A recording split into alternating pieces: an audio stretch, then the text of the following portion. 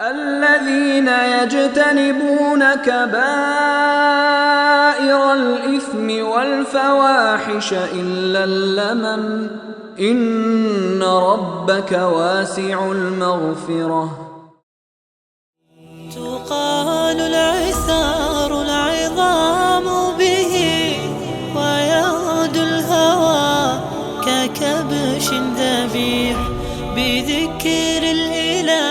The big things, those who avoid the big things, the big sins, then Allah subhanahu wa ta'ala will forgive them. So Allah wants the people to avoid the big sins, to avoid all sins. But the promise is for those who avoid all of the big sins, even though they may fall into the little ones. What are the major sins which are mentioned in that hadith? The 7 deadly things, the 7 things that will destroy you. The first thing that is mentioned is shirk. And of course, for Muslims, this is a done deal. Inshallah, we will not commit shirk.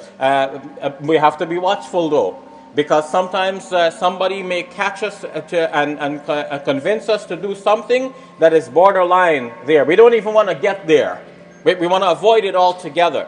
But what do? We pray to Allah subhanahu wa ta'ala and to no one else but Allah azza wa jal. We consider Allah to be the only God. We do not associate anyone as a partner with Allah azza wa jal. To do so is shirk. So we have to avoid shirk. And we need to encourage our neighbors, our friends, our classmates, our co-workers, as much as we have the opportunity and privilege, we need to encourage them to give up shirk and to turn to Tawheed, to believe in the oneness of Allah Azza wa Jal, because this is the teachings of the great Abrahamic religions. Second, magic. The Quran actually associates magic with kufr.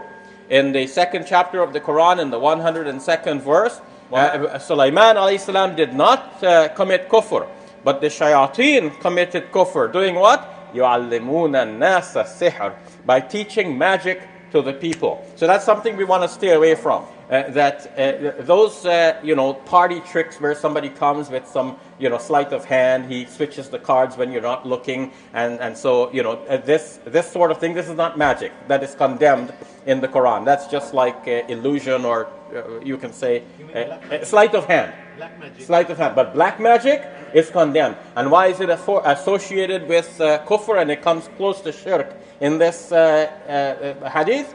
Because the one who wants to practice that black magic art, he needs to start looking for powers other than Allah subhanahu wa ta'ala to help him with that, and that is what is condemnable, and that is what is mentioned as one of the major sins. The third thing is murder.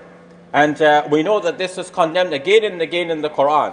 Now we know that there is a circumstance in the Islamic faith in which a capital punishment may be administered. This is quite historical. Many ancient societies applied capital punishment, and to this day many states in the United States of America still have capital punishment as a penalty. In a just way, a person might be killed. But other than this, Muslims have no authority and right to take a soul, and to do so is a major sin. So those Muslims who go out of their way to go and kill non-Muslim civilians, and they say they're doing this in the name of Islam, they are committing one of the kaba'ir. May Allah subhanahu wa ta'ala have mercy on them and guide them and bring them back into the fold of Islam after they have actually committed so much wrong and smeared the name of Islam. I must move on. Fourth one in that hadith is Aklur Riba. And riba might be most clearly defined as usurious interest. It is that kind of interest, as the Quran says, ad'afan muda'afa. It is doubled and multiplied. In ancient times, people used that to control other people. So that one took a loan, and then to pay it back, he had to pay the interest. And when he didn't have that, the interest itself, there was an interest on the interest.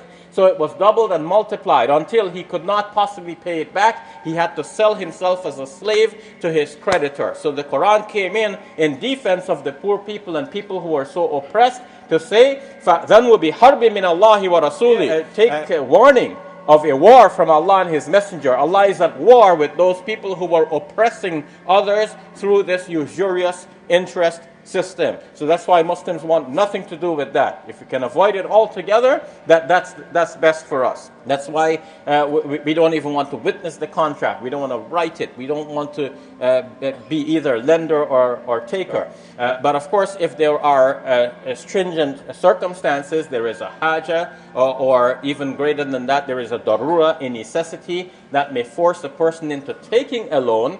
That's different from eating the interest. Because in that case, it's the creditor who is eating the interest. You're giving it. And what is condemned in the Quran again and again is the eating of the interest. الَّذِينَ يَأْكُلُونَ الرِّبَا. Those who eat interest. Fifth major sin, eating the wealth of the orphan. The orphan is in your care. You have, as a guardian, you have some power over his wealth to administer it. The Quran is saying, do not change his wealth, the good portions of it, by mixing it with bad. You have to protect that orphan and protect his property. The number 6, very quickly, turning back when the battle formation has met each other. So you are representing an army. Of course, this does not apply to the average person today because you're not in the army. In the days of the Prophet ﷺ, every able-bodied person could be called upon to be in the army because the Muslims were being attacked from all sides, and the plan was to decimate the entire Muslim population unless the Muslims will come forward in their defense. So every Muslim man, even young ones, would have been called upon to the defense of the Muslim community. The situation is different today. There is a division of labor. Some people are accountants, some are engineers, some are doctors, and some are mujahideen. They are part of the Muslim army to defend the Muslim frontiers. So when those armies meet, if you turn back, you're a soldier and you turn back, you are causing chaos. You are actually endangering the lives of your entire army. And not only the entire army, because if your army is defeated because you have left your position, what will happen? First, they'll kill your army, and then they'll come and kill the rest of your people. They'll kill your civilians as well. So that's one of the deadly sins. And it is the slandering of chaste women. As for those who slander the chaste, believing women who would have no idea of committing the kinds of things that you are accusing them of, then they will be curse will be upon them in this life and in the life hereafter, and in the life hereafter they will have a painful punishment, a great punishment. So we are not allowed to slander anybody.